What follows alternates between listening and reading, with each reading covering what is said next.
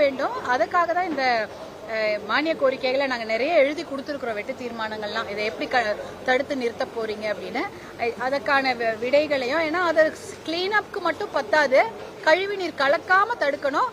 2 விதமா action bro action. ஆக்ஷன்னா குப்பையான அப்புறம் சுத்தம் பண்றது, ப்ரோ ஆக்ஷனா முன்னாடியே ஆக்ஷன் எடுக்கிறது, குப்பையா உள்ள கொட்டாம பாத்துக்கிறது. 2யுமே நம்ம செய்யணும். அதற்கான நிதிகளே அங்க நகராட்சி நிர்வாகம் வெளியிட வேண்டும்னு அது ஒரு விஷயம் சொல்லியிருக்கோம்.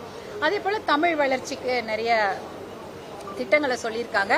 எங்களுடைய ஒரு கோரிக்கை என்னன்னா, இப்ப கூட தமிழ் பெயர்கள், அதற்காக மருத்துவர் ஐயா தான் அந்த தமிழ் வளர்ப்பு இயக்கத்துக்காக நிறைய ஒரு போராட்டங்களை செய்து தமிழ் பெயர்லாம் பலகையில எழுதணும் கடையில அப்படின்னு சொன்னாங்க. அந்த தமிழ் பெயர்களை எழுதுவதை திருப்பி ஊக்குவிக்கணும். ஏன்னா இப்பயும் பாத்தீங்கன்னா இல்ல. அதே சமயம் நிறைய வெளியூர்ல இருந்து வரக்கூடிய தமிழர்கள் நம்ம கிட்ட கேட்கறது என்னன்னா, நீங்க என்ன இங்கிலீஷ் பேரையே தமிழ்ல எழுதி வைக்கிறீங்க அப்படின்றாங்க. நீங்க ஏதாவது ஒரு கடை பேருன்னா ட்ரேடர்ஸ் அப்படின்னா தமிழ்ல ட்ரேடர்ஸ் எழுதுறீங்களே தவிர அதற்கான தமிழாக்கத்தை நீங்க எழுதுனாதானே அப்ப மக்களுக்கு தமிழ்ல இருக்கக்கூடிய புதிய புதிய வார்த்தைகள் புரியும்னு சொல்லுவாங்க. அதனால அதையெல்லாம் ஊக்குவிக்க வேண்டும் என்ற ஒரு விஷயத்தையும் சொல்லியிருக்கோம். அதே சமயம் உயர்கல்வித்துறை, பள்ளிக்கல்வித்துறையில ஏகப்பட்ட கேஸ், ஏகப்பட்ட ஜீவோ, எந்த ஜீவோ போட்டாலுமே வேலை கொடுக்க கூடாதுன்னு ஜீவோ, அவர்களுக்கு இன்னொரு ஜீவோ போட்டீங்கன்னா அவங்களுக்கு உயர் பதவி வழங்கக்கூடாதுன்னு ஒரு ஜீவோ, இன்னொரு ஜீவோ பாத்தீங்கன்னா அவங்களுக்கு சம்பளத்தை ஏத்தக்கூடாதுன்னு ஜீவோ எல்லாமே எதுக்கு? பள்ளிக்கூடத்திலயும் கல்வியிலயோ எக்ஸாம், ஒரு எக்ஸாம் பத்தாம 4 எக்ஸாம். அப்போ எப்படி அப்போ ஆசிரியர்களோ இல்ல அங்க பணியாற்றக்கூடிய விரிவுரையாளர்களோ எப்படி பணி செய்வாங்க? அந்த ஆபீஸ் ஸ்டாஃப் இருக்காங்க பாருங்க, அதுக்கே பெரிய வேலை இருக்கு. கல்வி கூடன்னா நம்ம வெறும் ஆசிரியர்கள் நினைக்கிறோம். ஆனா அங்க உட்கார்ந்து செய்யக்கூடிய தட்டச்சு பண்றவங்க, ஆபீஸ் ஸ்டாஃப், அதுவும் அரசு பணிதான். அவங்களுக்கும் நிறைய குறைகள் இருக்கிறது. அதே போல அங்கன்வாடியா இருக்கட்டும், அதே சமயம் இந்த குழந்தைங்களை பாத்துக்கக்கூடிய சின்ன குழந்தைங்க இப்பெல்லாம் எல்லாருக்குமே எல்கேஜி யூகேஜில குழந்தைங்களை சேர்க்கணும்னு விருப்பப்படுறாங்க. அதனால தனியார் பள்ளிக்கூடங்களை போறாங்க. அரசு பள்ளிக்கூடங்கள் சில இடத்துல இதே போல அதாவது ஃபர்ஸ்ட் ஸ்டாண்டர்ட், அதாவது 1வது கிளாஸ்க்கு முன்னாடி, வகுப்புக்கு முன்னாடி சேர்க்கக்கூடிய 2 வருடம் ஒரு ஆரம்ப கல்விக்கு முன்னாடி ஒரு கல்வி கொடுக்கறாங்க. அதற்கான கூட ஆசிரியர்களை தேர்வு பண்ணியிருக்காங்க. பட் அவங்களுக்கும் நிறைய கோரிக்கைகள் இருக்கு. இப்படி நிறைய கோரிக்கைகள் ஆசிரியர்களுக்கு, ஆசிரியர்கள் அல்லாத கல்வித்துறையை சேர்ந்தவர்களுக்கு இருக்கிறது. அதையெல்லாம் நிவர்த்தி பண்ண வேண்டும் என்றுதான் நாங்க இன்னைக்கு காலையில மானிய கோரிக்கையில பேசினோம். எங்களுடைய இன்னொரு விஷயம் என்னன்னா, தமிழ் பெயர்களை குழந்தைங்களுக்கு சூட்டுபவர்களுக்கு மாண்புமிகு முதலமைச்சர்கள் சிறப்பு பரிசு கொடுக்க வேண்டும். ஏன்னா இப்ப எப்படியுமே பிறக்கின்ற குழந்தைகளுக்கு மாண்புமிகு முதலமைச்சர் தங்க மோதிரம் கொடுத்து குழந்தைங்க அவங்க பரிசளிப்பதாக சொல்லி இருக்கிறாங்க. இதுவும் தமிழ் பெயர்கள் வைக்கக்கூடிய பெற்றோர்களுக்கும் குழந்தைங்களுக்கும் இன்னும் ஒரு சிறப்பு பரிசு அறிவித்தால் இன்னும் கூட தமிழ் பெயர்களை ஊக்குவிக்க அது ஒரு திட்டமாக அமையும்னு நாங்க நினைக்கிறோம். நன்றி.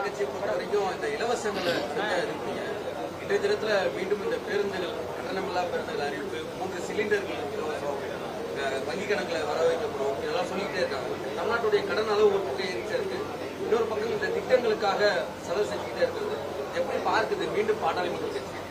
பாட்டாளி மக்கள் கட்சியை பொறுத்த வரைக்கும் மக்களுக்கு தேவையான இலவசங்களை கண்டிப்பா கொடுக்க வேண்டும். அது விவசாயமா இருந்தா இடுபொருள், டிராக்டர் போன்ற விஷயங்களை கண்டிப்பாக விவசாயிகளுக்கு இலவசமாக கொடுக்க வேண்டும். படிப்பு அப்படின்னா அந்த படிப்பு இலவசமாக கொடுக்க வேண்டும். இலவசமே வேண்டான்னு பாட்டாளி மக்கள் கட்சி சொல்லவில்லை. கல்வி, மருத்துவம், விவசாயம், தொழில், இது என்ன வேணா, இதுக்காக எவ்வளவு வேணாலும் இலவசங்கள் கொடுக்கலாம். கண்டிப்பாக கொடுத்தாதான் அது ஒரு பசங்க படிப்புக்கோ அவர்களுடைய சுகாதாரத்துக்கோ விவசாயிகளுடைய நல்வாழ்வுக்கு மிக முக்கியமான இலவசங்களை கண்டிப்பாக கொடுக்க வேண்டும்.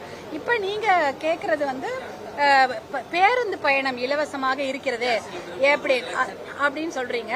இப்ப இன்றைக்கு இருக்கக்கூடிய கால சூழ்நிலையில அவர்களுக்கு பொருளாதாரம் பெரிய கேள்விக்குறியாக இருக்கு. அவங்களுக்கு பெண்களை பொறுத்த வரைக்கும் அவர்களுக்கு பொருளாதார சுதந்திரம் என்பது கிடையாது. இப்ப 100 நாள் வேலை திட்டத்தை நம்பிதான் இருக்கிறாங்க.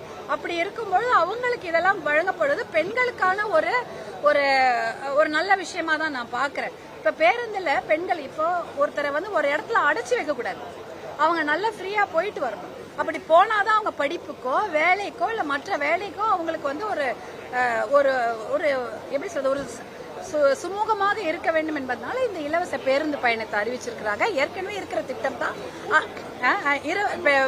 பேருந்து பயணத்தை அறிவிச்சிருக்கிறாங்க. இன்னும் கூட அதை விரிவுபடுத்தி இருக்கிறாங்க கிராமப்புறங்களுக்கு. அது ரொம்ப மிக வரவேற்கக்கூடிய திட்டம். பெண்கள் அந்த 10 ரூபாய் கூட முக்கியம் அப்படின்ற மாதிரி ஒரு நிலைமை தான். அதனால அவங்களுக்கு அது மிக உபயோகமாக இருக்கு.